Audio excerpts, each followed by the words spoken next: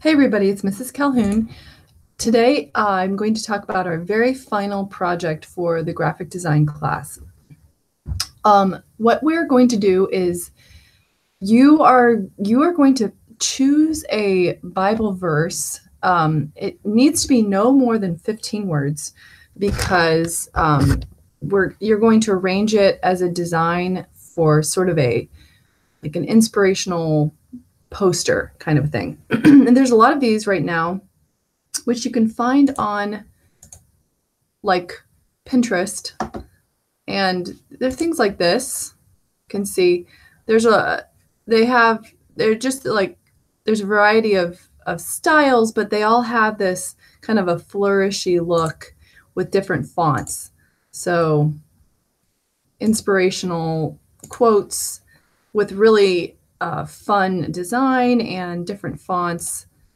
It's the kind of thing designers love to do. So what you're going to do is begin a document in Illustrator as you have before. Say File New.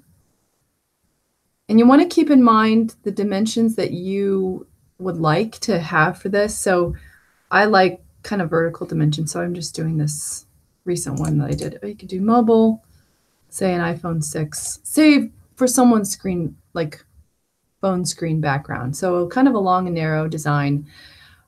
This looks good because you can have fewer words per line. And I want you to find a verse or part of a verse that is 15 words or less, so you can not make it too cluttery with text, but where it's just a few words. So it's a really unified design that has just like a couple of words that really stand out. So like this one, 1, 2, 3, 4, 5, 6, 7, 8, 9, 10, 11, 12, 13 words. Okay. Not counting the little verse down here at the bottom. Guard your heart for it above all else, for it is the source of life. And that's a verse that I just really love, and it's meaningful to me. So that's why I chose it. And I thought about the words that stand out that are, to me when I read it, and those are really heart and source. So there's a flow to it. We have small words at the top, kind of we have like almost bookends at the top and bottom, and this word heart being emphasized, so I put it on a rise, and then I also emphasize source by capitalizing it. So there's different ways to emphasize things, but if you go to like this Pinterest board I have, you can see the different ways that they're done, and often these have like some script or handwriting font in them. They almost always have some capital letters, and they often also have something that's like an arc or a rise of some sort, and some other graphic elements.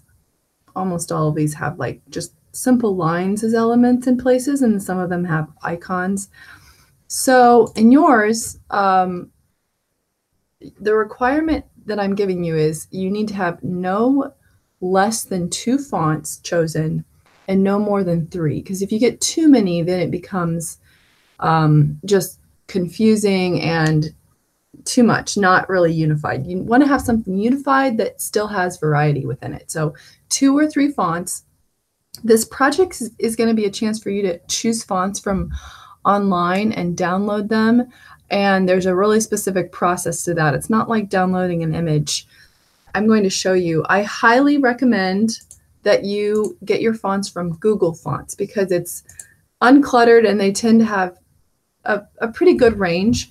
If you have a reason to go to a different font website like Font Squirrel or DeFonts or something like that, you can use those, but you can easily become really overwhelmed by the thousands of free and mostly terrible fonts that are on those websites. So you can always sift through and find good things, but for this project and the amount of time we have, I say go simple. So let's say Google Fonts. There are 904 fonts on here, and you need to search by these categories.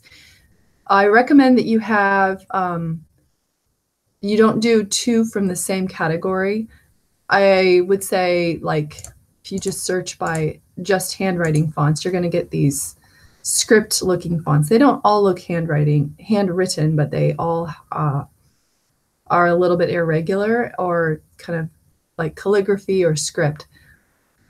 And then when you find one that you really like, let's say I'll do this. I think I will do this Yellowtail. That's interesting. I click on it. I say select this font. Then I can go down. I can click on this little thing here. I had already selected some other families, but I'm going to say download. It's this arrow right here, download. Okay, it's downloading. It's just at the bottom here, it says fonts.zip. I'm going to open it because they download very, very quickly.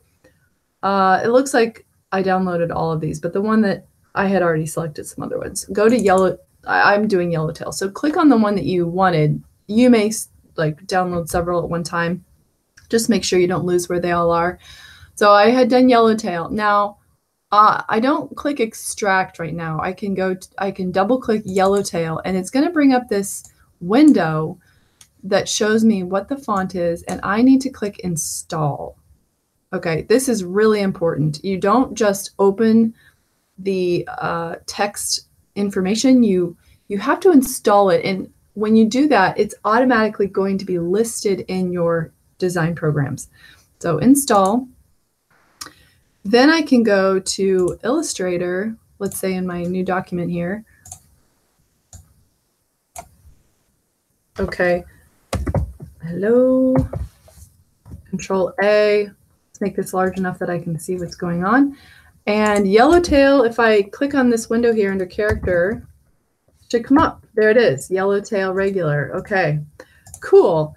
Now, that's the way you get a font. So the other thing that I'm going to have you do once you've chosen your fonts and you've arranged them all, I'm going to require you to use the warp tool on your design to give it a little bit more just variety. This is a tool that can very easily go terribly, terribly wrong. So you don't want to do something that looks really silly or like obviously exaggerated. Okay, my baby just got up, so I'm gonna have to finish this later. I'll be back.